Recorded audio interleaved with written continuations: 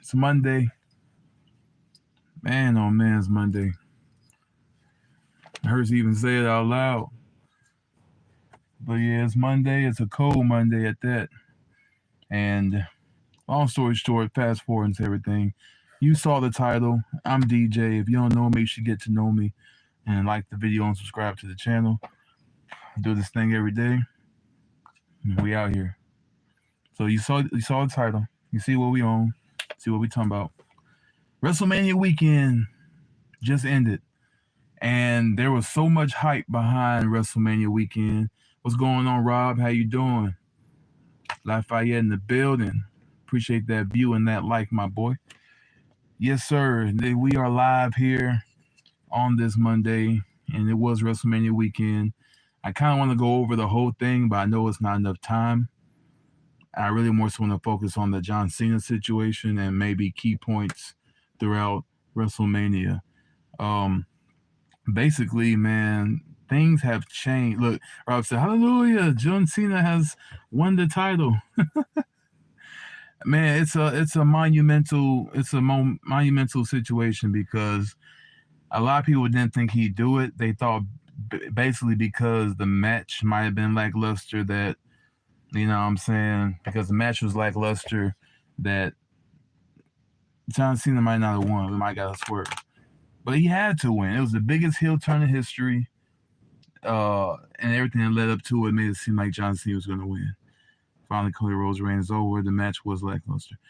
And see, I wanted to touch on that because I hinted on about it a little bit last night during the stream, but I want to kind of double down on that idea, right? So here's what I genuinely think, honestly. I really do feel like the match and everything that happened after and during was all intentional. It's all on purpose. Because you got to remember, John Cena, this guy is an actor now. He's a full-time actor. So everything he does has a method behind it, has a point behind it, right?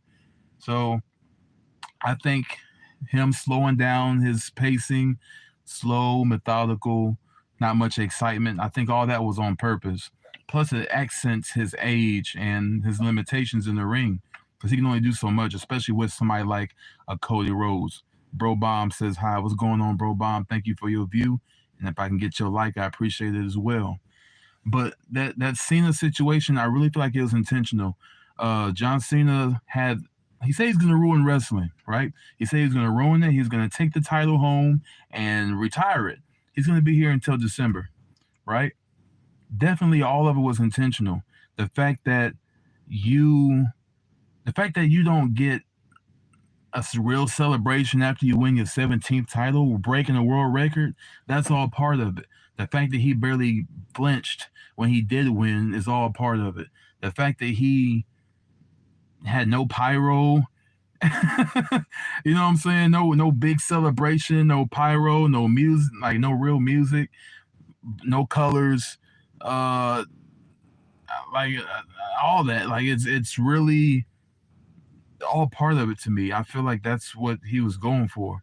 And I feel like that changes wrestling because now we're getting into the deep waters of it. We're getting actual actors in this thing. Travis Scott, I feel like that was intentional. We didn't get The Rock. We didn't get any type of sell your soul payoff. All we got was John Cena winning his title in the most lackluster way possible, and that was his point. You don't get any big celebration. You don't get anything bigger than what you got. You got this. That's what I think he was doing. The Rock not being there really hurt this angle. But did it though? That's what I'm saying. Like I thought so too at first, but I feel like it's one of those situations where either you get it or you don't get it. Like you miss it.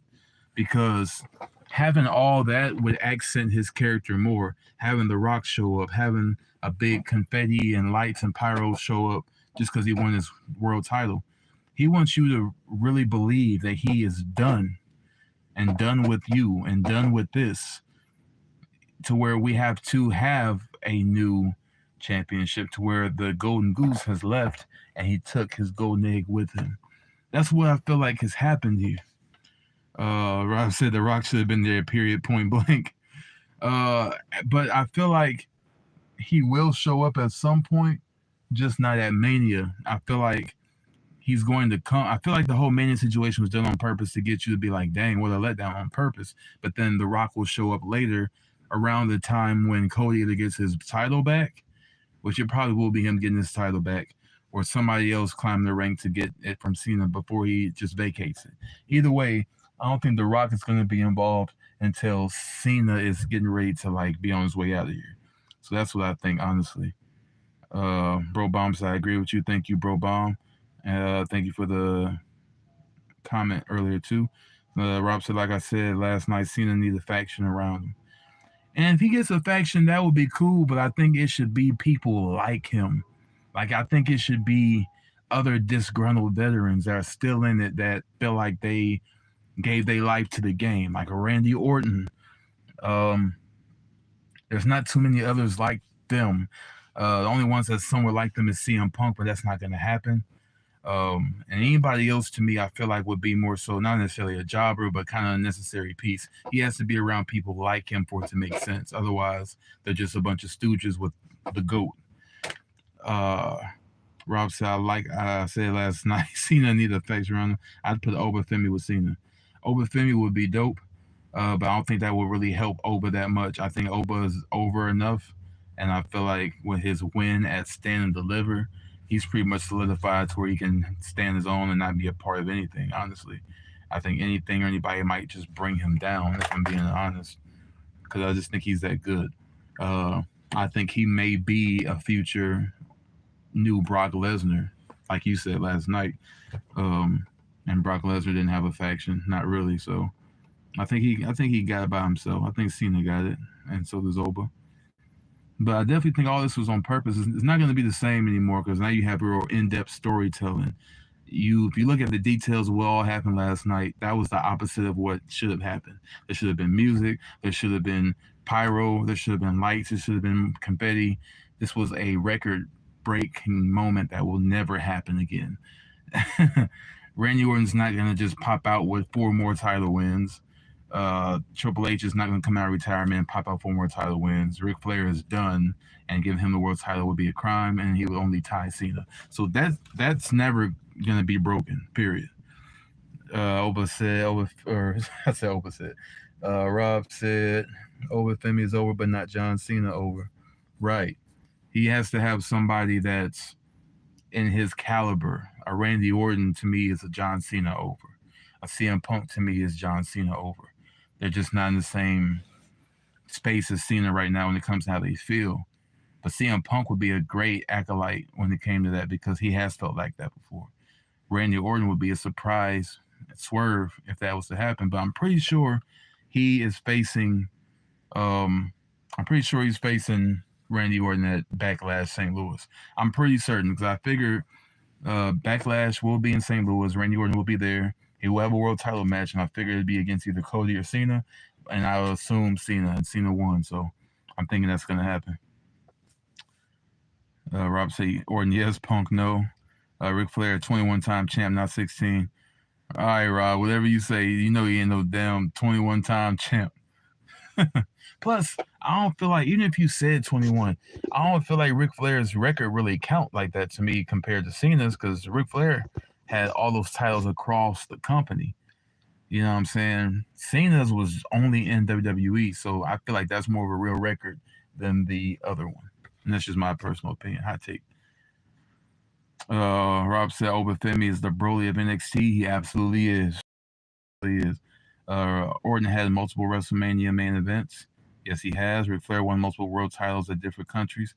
Yes. So I feel like since that's the case, we really want to go. We really want to go for who has the most WWE titles in WWE. That's how I look at it. Because if you like that, I mean, as far as having championships, there's so many people out there who have had so many titles across the world, way more than The Rock or Stone Cold because they've traveled the world. But I wouldn't really count it as far as that, because they can have 16, 21, 18, 20, 30 titles, you know what I'm saying? So I think Cena's GOAT status when it comes to titles won't be broken. And I think if he does pair up with anybody, it should be people that are like him, at least in that way.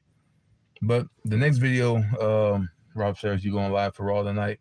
Nah, I gotta work. I'm gonna be working all night tonight, so I'm gonna miss it, and I probably ain't gonna be streaming Raw at all, to be honest. Um, I'm probably gonna stick to the PLEs, pay per views and stuff. So um, I don't think we're gonna have one again till Backlash, unless we have a Saturday night's main event or something. And with that, I may or may not do that. I don't know, but definitely the pay per views. Uh, Rob said, "No shame in your game."